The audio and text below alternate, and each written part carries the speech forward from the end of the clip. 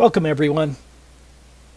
This video is in response to the many globe propagandists who demand that I show a picture of the edge of the flat earth. For the dozens of these ball-loving zealots with multiple sock puppet accounts who repeat this mantra daily, your demand is ridiculous. But you probably already knew that, right? And that's why you probably keep demanding it. It's actually pretty funny that I just got one of these take a picture comments an hour ago. I'm going to prove in this video that independent travel is not allowed under the Antarctic Treaty System. That fact alone should cause any thinking person to begin questioning our official models. Because something big is being hidden from we, the plebeians, and we're not talking about penguins. For most flat earthers, based on the information that we can reasonably gather, Antarctica constitutes the outer rim of the known world. In other words, Antarctica is likely the shoreline to all of the world's oceans.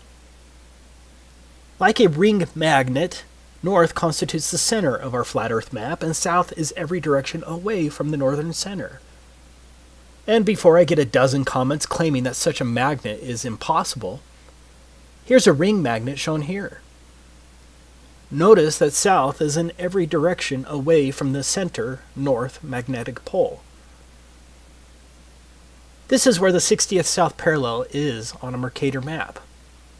This is the 60th south parallel on a potential flat earth azimuthal equidistant map. It seems that Antarctica constitutes the circular shore of the known world. So, demanding that I take a picture of a possible edge of the earth, if any, requires me to not only travel below the 60th south parallel, represented by this circle, but also to cross the entire breadth of Antarctica. According to official numbers, Antarctica has a diameter of roughly 3,400 miles, and so that means our trek will include a long boat ride for hundreds of miles below the 60th south parallel, plus a minimum 6,800-mile round-trip hike across Antarctica. That's assuming the official model is correct. Maybe we could fly to one of the ceremonial pole areas, but that would still leave at least a 3,400-mile hike. In addition, we wouldn't know for sure whether the plane trip itself was interfering with our results, since the pilot would have to follow a designated path outlined by the Antarctic Treaty System, and who truly knows what direction that is until we get there.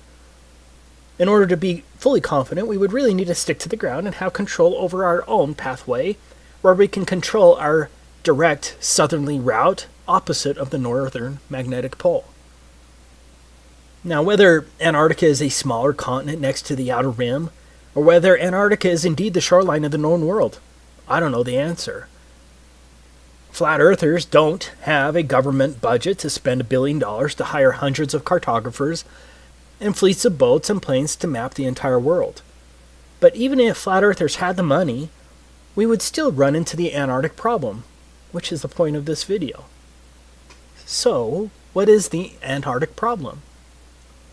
It is the fact that independent travel is not allowed below the 60th south parallel in any reasonable manner to make any determination as to whether Antarctica is the shoreline boundary circumscribing the known world, or whether Antarctica is simply a continent a little north of the true but unnamed southerly shoreline of the Earth's oceans. For all we know, Antarctica may be an infinite plain that is uninhabitable at further distances. Again, we don't know. But, as I will describe in this video, I suspect that Antarctica is the shoreline circumscribing the known world due to the unbelievable restrictions placed on travel there. Excluding a couple of questionable claims, the total lack of north-south circumnavigation only proves the same.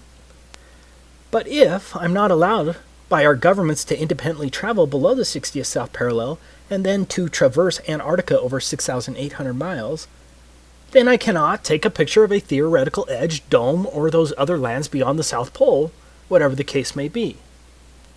But you probably don't quite grasp how much area is really being blocked off under the Antarctic Treaty System. Let's look at it from the alleged 60th north parallel, because this will give you an idea of the tremendous area blocked off to independent exploration. This is the area of the 60th north parallels. As you can see, the 60th North parallel includes all of northern Canada, Alaska, much of Russia, including St. Petersburg and other major cities, Finland, Sweden, Norway, Iceland, Greenland. It is huge. Now, why in the world is this much area blocked off at the south? Do you really think it's because of penguins?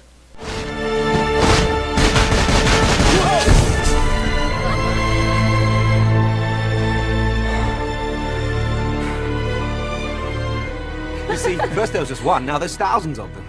Are they trying to tell us something? So what's the problem? Well, among other things, we are messing with their food chain. And we have got to do something about it. We suggest a ban on all marine harvesting.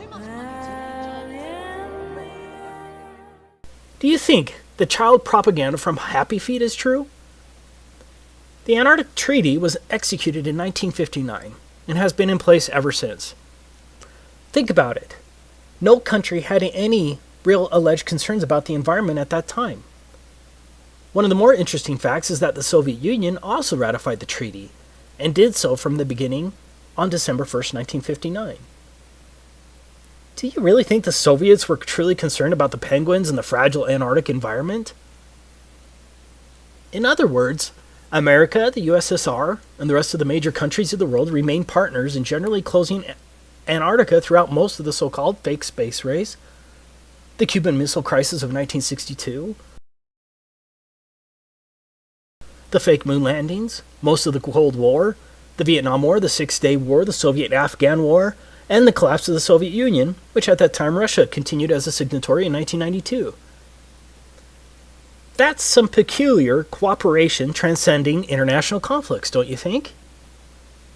Do you really think that the vast resources and strategic military benefits of Antarctica were multilaterally put aside because of penguins?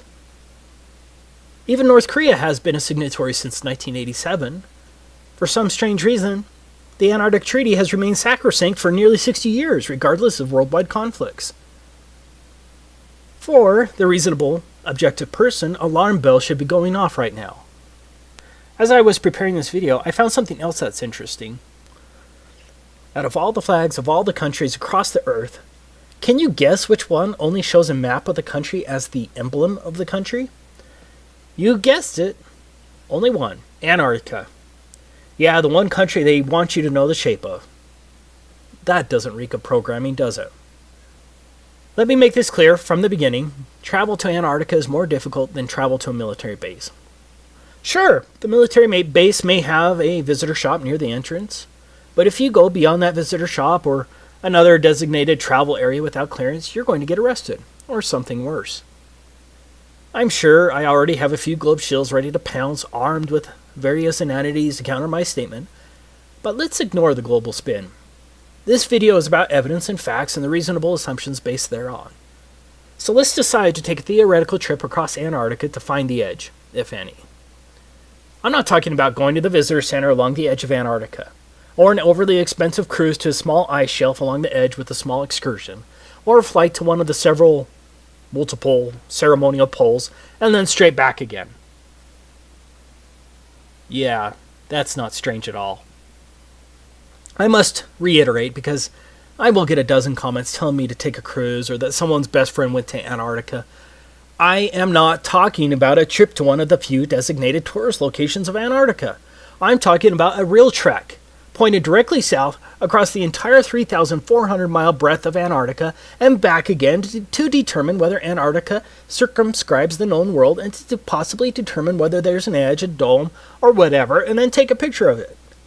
I'm talking about repeating the trek of Admiral Byrd and discovering that area as big as the United States that has never been seen by a human being on the other side of the South Pole, full of minerals and such just waiting to be explored.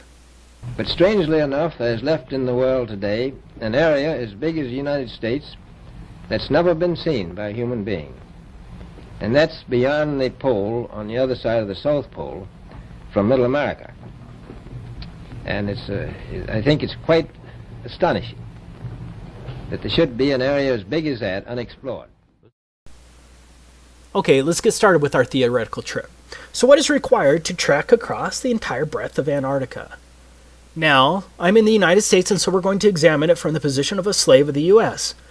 But the rules are going to be the same for all 53 signatory countries of the Antarctic Treaty. and everyone else, since these countries all enforce the same provisions. To begin with, we need to understand that anything below the 60th south parallel is referred to as the Antarctic Treaty Area. What does that mean? That means I'm generally not allowed within hundreds of miles of Antarctica, from approximately 400 to 900 miles, without obtaining a permit to do so.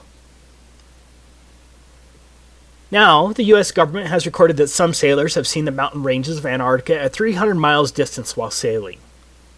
Of course, 300 miles should be impossible on the globe with a curvature drop of 11.4 miles, but the 60th parallel is between 400 and 900 miles away from the shoreline of Antarctica. Even under a flat Earth, that's a lot of lower atmosphere to see through, also referred to as atmospheric extinction factor, and a lot of angular size reduction. Despite the claims of the ignorant globe zealots, you can't see through that much lower atmosphere. In other words, I can't even see Antarctica from the ocean without first obtaining a permit from the U.S. State Department, or whatever department that controls that in your country. Taking a trip to the 60th South Parallel isn't going to accomplish anything, and so we're stuck with getting a government permit. So let's go through the steps to obtaining a permit from the U.S. State Department. This is the handbook of the Antarctic Treaty System. These are the rules that govern all signatories to the treaty. We'll be citing to it regularly as it lays down the rules that govern the Antarctic Treaty beyond the fluff of the treaty language itself. Most importantly, we're going to look at the rules governing non-governmental activities located here, and some of the rules regarding the protection of the environment located here. Now, as a U.S. slave, this is the first form you'll have to submit to get approved to travel to Antarctica. The form itself seems rather innocuous until you understand exactly what is involved in the application process. In summary, Antarctica is treated as a giant natural reserve. Like a military base, all activities and pathways in Antarctica must be approved. This is unlike any other area in the world, except maybe a place like North Korea. So, when I say that no independent travel is allowed below the 60th South Parallel, I'm stating an admitted fact well recorded as international law. The protocol states, as a matter of principle, that all activities are to be planned and conducted on the basis of information sufficient to evaluate their possible impact on the Antarctic environment and its associated ecosystems, and on the value of Antarctica for the conduct of scientific research. Organizers should be aware that the environmental protocol requires that activities shall be modified, suspended, or canceled if they result or threaten to result in impacts upon the Antarctic environment or dependent or associated ecosystems. If you visit Russia, with a Russian visa for example, are you limited to one particular neighborhood and certain pathways? For those who visit America as a tourist, are you restricted to New York City? Or are you generally allowed to travel around America? No one is just allowed to travel around Antarctica. All of your activities, vehicles, and pathways must be approved, but it gets much worse. Now, how many genuine people watching this video think that the purpose of seeing the edge, the dome, or the extended plain beyond Antarctica would be approved by the U.S. State Department and the other myriad of agencies? Are you ready to litigate the matter when some State Department official arbitrarily says something like, "I think your expedition is frivolous and would be too damaging to the environment, especially in the light of the frivolity of the expedition"? I don't think a court will overturn that decision, especially when treaty law supersedes any rights you may think you have. So, we're going to have to come up with some fake expedition that will somehow get approved. Let's say we're a tree-hugging Luciferian geologist conducting a comprehensive analysis of the global carbon footprint on Antarctica and its flora and fauna. I think that sounds plausible, and so we could hypothetically fake our way in with respect to our purpose, but it will be tricky. Okay, I'm not advocating that anyone break the law. This is all theoretical. That brings us to the next point. Entire swaths of land are entirely off limits to all travel. These are called specially protected areas. It's pretty much guaranteed that no one is going to get a permit to go through a specially protected area. If my math is right, that's 1,373 square miles that are allegedly specially protected areas. You can see the maps on the websites, but I don't have time to plot all of them. Now, I agree that's not huge in comparison to the total alleged area of Antarctica. But I believe there's a distinct possibility that those swaths of land could be coordinated in such a way as to prevent me from going through Antarctica easily. So, right from the beginning, my route may be extra hard, especially if mountain pathways are blocked and the areas are much larger than claimed due to likely globe distance shenanigans. But let's go ahead and assume we can navigate around those prohibited, specially protected areas. Next, no motorized equipment is allowed at all for non-governmental personnel. Page 308 states, do not use aircraft, vessels, small boats, or other means of transport in ways that disturb wildlife either at sea or on land. That seems kind of hard and very subjective, doesn't it? Antarctica itself is supposed to have a diameter of 3,400 miles. That means no motorized equipment for at least a 6,800 mile round trip? That sounds pretty damn impossible, right? Especially if Antarctica is much bigger than what is claimed. What about sled dogs? Surely they'll be allowed. What's that? Sled dogs aren't even allowed? Okay, so our trip is now limited to a very long hike in insanely harsh conditions over an extreme rise of elevation. On a side note, Antarctica has the highest average elevation of any alleged continent, but I'm sure that's just coincidence, right? But getting back to our insane trip, we not only have to walk at least 6,800 miles, mostly depending on when we need to turn around, we must also tread extremely lightly as walking on plants in Antarctica is prohibited. I can't damage plants or frighten wildlife on a 6,800 mile journey in a wilderness? I wonder if the Lewis and Clark expedition was limited by such requirements. Good luck traversing 6,800 miles on foot without damaging plants or frightening wildlife with no motorized equipment. I'm not saying that we couldn't figure out a way to get around these big issues, or maybe we could just, theoretically ignore the issues once we get there, but again, I'm not advocating that anyone break the law. I'm saying that these are listed enforcement rules under the Antarctic Treaty system. And so think of how easy it would be for one of the many international bureaucrats reviewing our application to deny a permit to trek across Antarctica based on this one plausible excuse. Sorry, you're going to end up walking on plants and scaring birds at least one time during your 6,800 mile journey, and the Antarctic Treaty System prohibits such activities. Application denied. For argument's sake, let's just assume we're going to figure out a way to get around that. Don't ask me how. The next issue is, how are we going to carry all that food and fuel for heat? And don't think that the Antarctic Treaty System isn't concerned with how we store our fuel. The United States itself is roughly 2,500 miles across. So imagine the difficulty of hauling food, climbing at extremely high and unknown elevations, and carrying all of your extremely warm gear and supplies across the United States from coast to coast and back again, all on foot with no food stops along the way.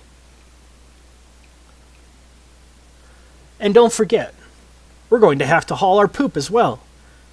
You are going to have to drag your poop with you on your 6,800 mile Antarctic hike. But it gets worse. Your poop is regulated by a different pseudo-government agency, the National Science Foundation.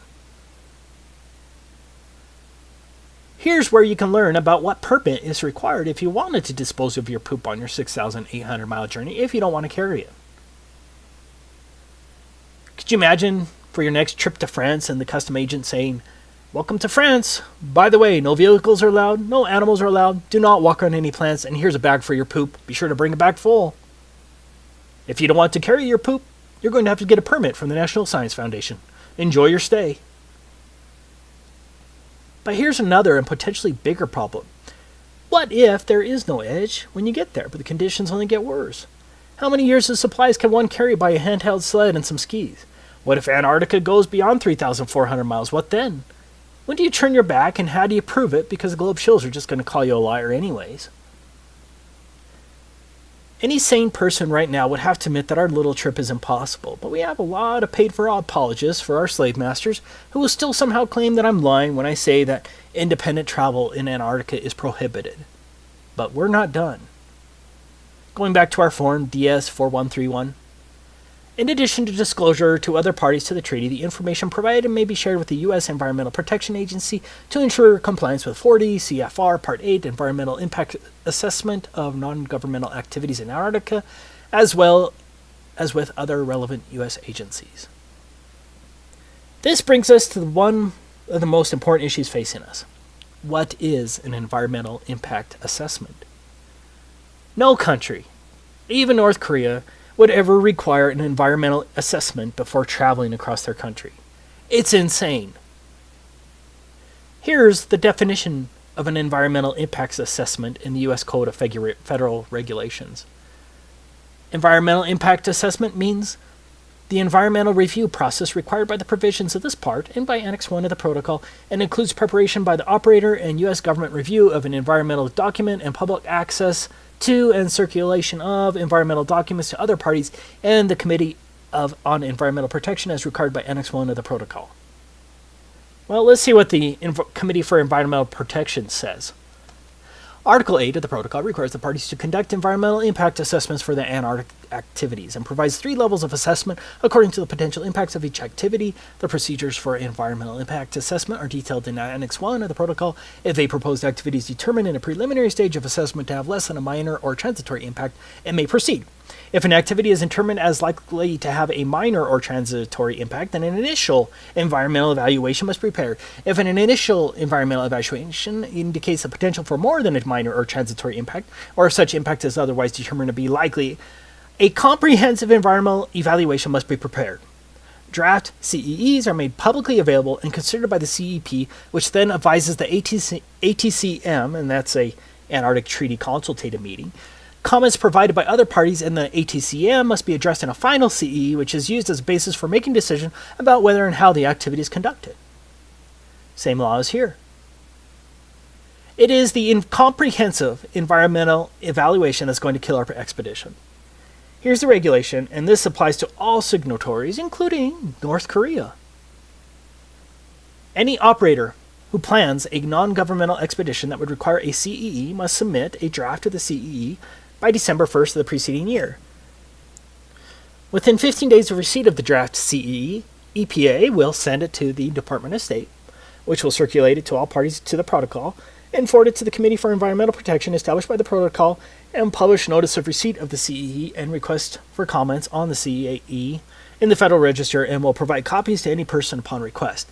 The EPA will accept public comments on the CEE for a period of 90 days following notice in the Federal Register. The EPA, in consultation with other interested federal agencies, will evaluate the CEE to determine if the CEE meets the requirements under Article 8, Annex 1 to the Protocol and the provisions of this part, and will transmit its comments to the operator within 120 days following publication in the Federal Register of the notice of availability of the CEE.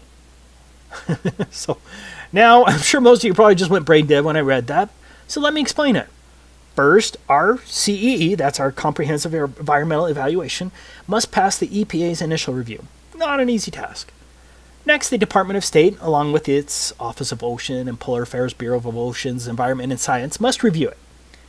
Next, it will be sent to all parties. That's 100 countries, by the way. Next, your assessment must be approved by an international bureaucracy called the Committee for Environmental Protection. After their highly unlikely approval, the EPA will then publish it in the United States Federal Register. Now, why would they do that? Because any supposed private tree-hugging group can now sue to stop you from going there. Once that is done, assuming you haven't been sued, then the EPA, along with all of the other interested federal agency, whatever the hell that means, evaluates it again.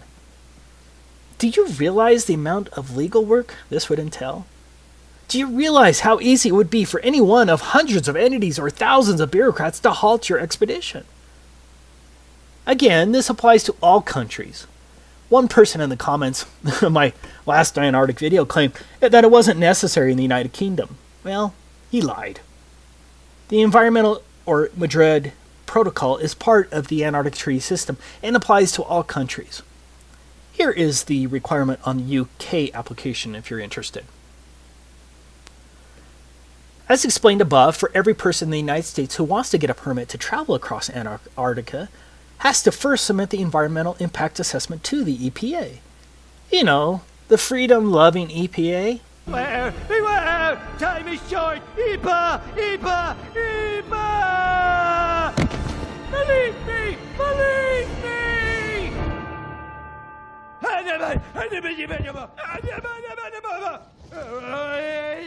Thanks for listening. Lost them, sir. Well, then you find them, and you get them back in the dome. And to make sure nobody else gets out, I want roving death squads around the perimeter 24/7. Do you know what the environmental impact statement costs? This is very similar. A typical environmental impact statement costs from $250,000 to $2 million. And those are a lot easier than this comprehensive environmental analysis required under the Antarctic Treaty. For us, the biggest problem is that you would have to incur the expense of the environmental impact assessment before you know if you're denied, due to whatever arbitrary claim a bureaucrat can think of. Do you see how difficult this environmental assessment will be? How would one know the environmental impact on an area which you've never been to, and very little information would be available? With a normal environmental assessment, you'd be able to send an engineering firm to the location to make the assessment with attorneys who would draft the statement. In this case, you can't send an engineering firm all the way to Antarctica, and so you have to hire Antarctic experts who have been to the same places you're planning on walking through. Now, how many of those do you think there are? I say that we can safely assume that the price of getting an environmental impacts assessment approved by the EPA and the international agency would cost millions, assuming no supposed private group sues you once it's published in the Federal Register. Do you have more than $2 million to spend for an environmental impact assessment? And then, what if the EPA or the Committee for Environmental Protection or one of the other agencies says no? Maybe that not enough information was provided. Are you ready to spend another $2 million to fight that in court? But you still have to have your purpose approved. Do you see the problem there? You would likely spend millions on getting the environmental impact statement, only later to have some official at the International Committee for Environmental Protection reject your purpose in Antarctica. You would truly gamble millions in this silly endeavor. To learn more about the environmental assessment procedures with the Committee for Environmental Protection, you can research it here. See also,